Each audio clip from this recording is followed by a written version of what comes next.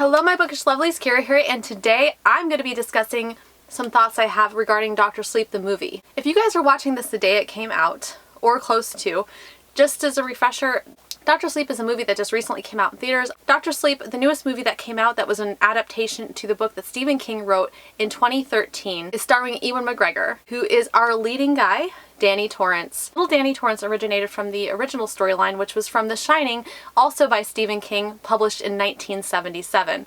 In 1980, they adapted a movie for it starring Jack Nicholson and Shelley Duvall as the mother and father of Danny Torrance. After the events of The Shining, we follow Danny Torrance into adulthood in Dr. Sleep. Stephen King originally wrote Dr. Sleep because during one of his book signings, a person came up to him and asked him whatever happened to little Danny Torrance. And he told them that he didn't know. But as time went on, he started thinking about it more and more, and he himself was curious to know what happened to little Danny Torrance. So he developed a story which morphed into Dr. Sleep. The 1980 movie starring Jack Nicholson is a movie that Stephen King was never particularly fond of. So when Dr. Sleep came out, I was wondering how he would feel about Dr. Sleep in relation to the Shining adaptations, given the fact that they had two different directors. The 1980s version of The Shining was directed by Stanley Kubrick. The new adaptation for Dr. Sleep was directed by Mike Flanagan. During my wondering about this, I came across a tweet that Stephen King had done where he said that if you enjoyed the original The Shining movie directed by Stanley Kubrick, you would also enjoy the newest installment of the Shining universe, Dr. Sleep, which made me wonder how Stephen King actually felt about Dr. Sleep, given the fact that he did not like the original adaptation. What I think he was really trying to convey with this was that Dr. Sleep was going to be different from the book, because Dr. Sleep the movie is in fact a sequel to The Shining the movie. The Shining the movie and The Shining the book both had radically different endings, different enough that it would affect the outcome and the progression of Dr. Sleep the movie versus Dr. Sleep the book.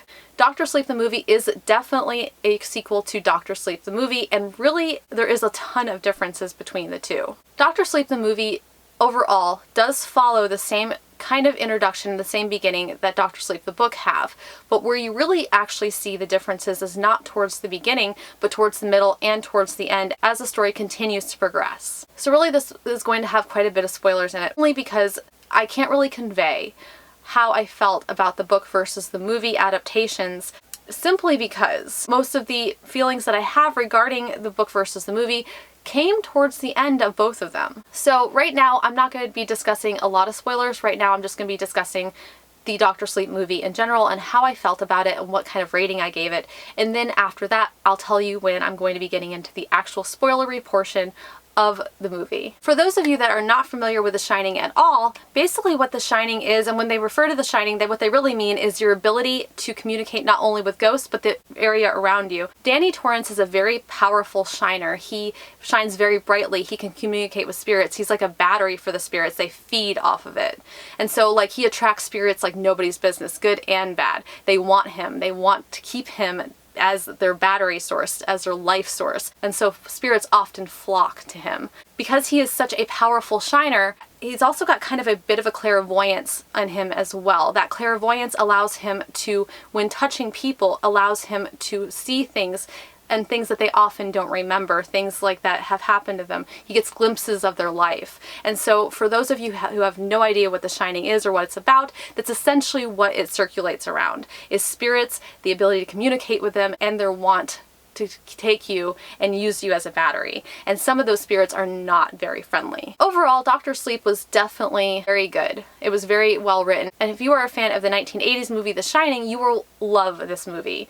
This movie will be for you because honestly, Dr. Sleep was a giant tribute movie to The Shining itself. They even used classic music from The Shining in Dr. Sleep to introduce the movie. And I absolutely loved it because it was so nostalgic, and I love nostalgia. I love the fact that I grew up watching The Shining and I just remember so many things about it. And I remember that so many things like in Dr. Sleep were a direct reflection and a direct kind of nod to things that happened in The Shining the movie. That nod is so important, like though, because if you were a fan of the Shining 1980s Shining movie, you're gonna love Dr. Sleep the movie. You're gonna think it's amazing. You're gonna be like all over how amazing, like that these like little tidbits that if you hadn't watched the original Shining movie you would have missed.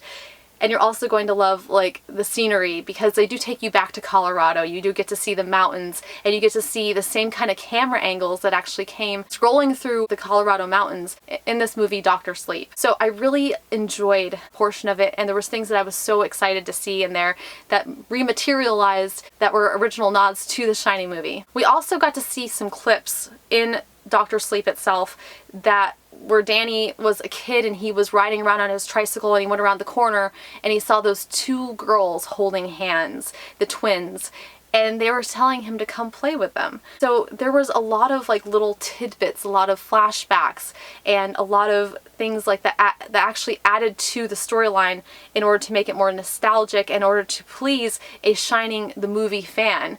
And so I felt like what they did with this was really, really impressive, and what was really, really good. And I really enjoyed it. But if you read the book and you're a bigger fan of the book than you were ever of the movie, you will have a lot of mixed emotions regarding this.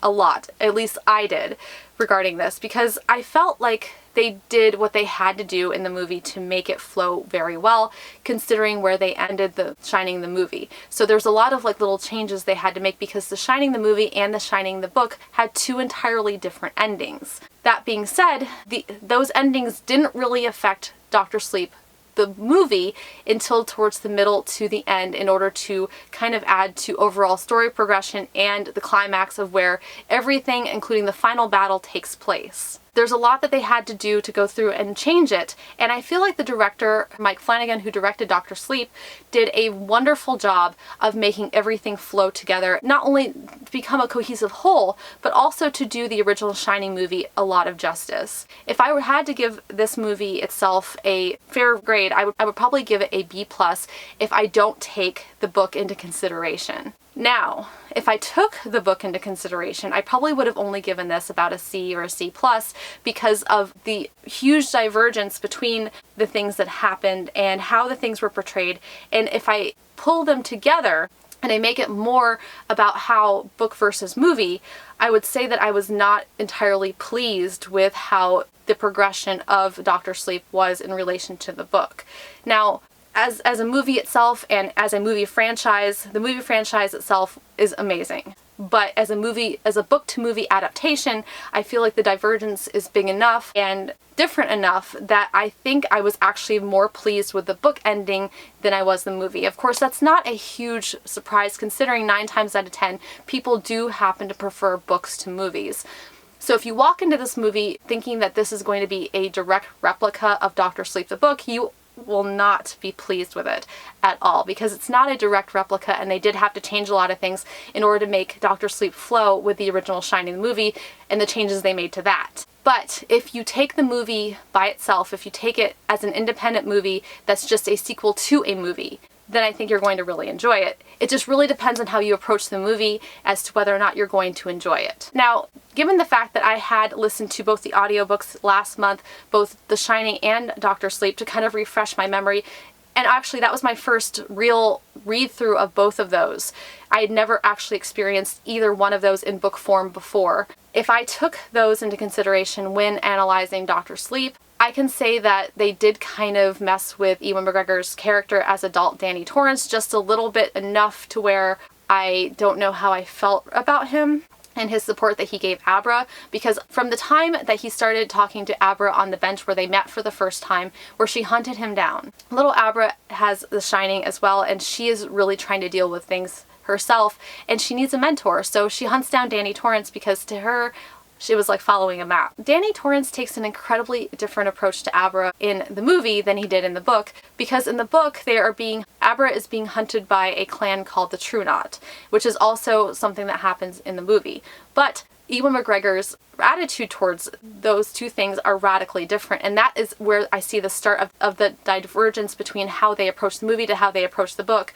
Completely different. In the movie, Danny Torrance pretty much tells her that she needs to run and hide. She doesn't need to mess with these True Knot people, this cult that feeds on people who have the Shining. And he tells her, like, just to stay away from it. In the book, he fully acknowledges how dangerous these people are, and he actually is working on concocting a plan to keep her safe. So Danny Torrance in the book, I feel like, was a lot more bold and a lot more wanting to put himself out there and risk his life for Abra.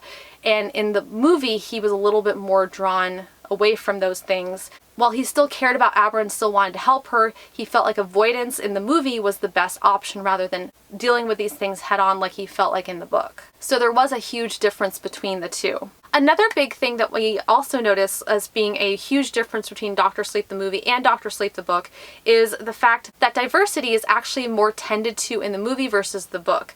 In the book, Abra Stone is actually a little blonde girl. In the movie, they actually lent more towards diversity and made her a mixed race between white and black so that she's a little bit of both. Also, Billy, who is Danny Torrance's best friend in the movie, is of Indian descent, whereas in the book, he is an old white man who has a gun. So they really try to lend more towards diversity. Also, the fact that, given the obvious, that Abra Stone's parents were both white. So Stephen King doesn't really lend in the books themselves a lot towards diversity, but we had the movie for that. The movie lent a lot more towards diversity and towards diverse representation. Now, this is where I'm going to stop discussing its book into movie adaptation, and this is like where I'm going to leave the spoiler-free area because I want to get into all of the delicious spoilers like that I can talk about regarding both of the book to movie adaptations and how I felt about them. So just remember to subscribe, and if you guys have not seen the movie or read the books, you probably do not want to progress past this point. Hello and welcome back, and now we are on to the spoilers for Doctor Sleep the movie. So, when I said the Shining book versus the Shining movie ended radically differently, at the end of the Shining book, the boiler is a huge concern and throughout that entire movie. The problem is, in the book, Jack Nicholson's character actually forgets about it, leaves it on, and it ends up blowing up the Overlook, completely obliterating it, getting rid of it entirely, demolishing it. Well, in The Shining, the movie, that never happens. So right there is a huge divergence between the two, and so Mike Flanagan had to really compensate for the fact that the Overlook was still standing. Because the Overlook was still standing, Michael Flanagan had to make sure that he kind of coincided that with the movie itself for Doctor Sleep. In the book, the final battle between the True Knot and Danny Torrance was actually set on a campground where the Overlook used to be. So they did actually still take you back to the same kind of grounds and everything that you would have gone to before, regardless of whether or not the Overlook was still standing. But in the book version of this, it pretty much took you back to the campgrounds, and the campgrounds, they were still intensely haunted by spirits. Because regardless of whether or not the Overlook was still standing, it was still an old Indian burial ground. Because it was still an old Indian burial ground, the whole idea is that it attracted evil, that whole ground. The True Knot actually traveled around on campers, and these campers were their houses. Because there was such a huge difference between the book and the movie regarding the fact that the Overlook was still standing, instead of having just a general showdown on the campground, they actually had a general showdown in the Overlook in Doctor Sleep the movie, which was a huge difference.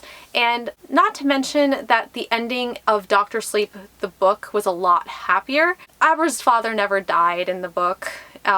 Nobody ever died. Like, none of the main characters like that were on the good guy side really actually died. So they all ended up having a really happy ending. But in the movie, we see Danny Torrance come back as a ghost to communicate with Abra. There was a huge divergence. And frankly, the reason why I wasn't as happy with the movie as I was the book was for no other reason than the fact that the book had a much happier ending, and we still got to see a happy ending for Danny Torrance. He got a picture-perfect family, Abra Stone and her parents, that he never got from his original family. His mother may have given him a good stable foundation to span out, but he never really had the kind of family that, you know, like was always happy to see each other, that had barbecues, and I felt like in the book he was actually able to have that, whereas in the movie he never got to that point because instead of allowing him to be a part of Abra's family, they ended up killing him off. And in some ways it makes sense. During the final showdown, another huge difference, because like pretty much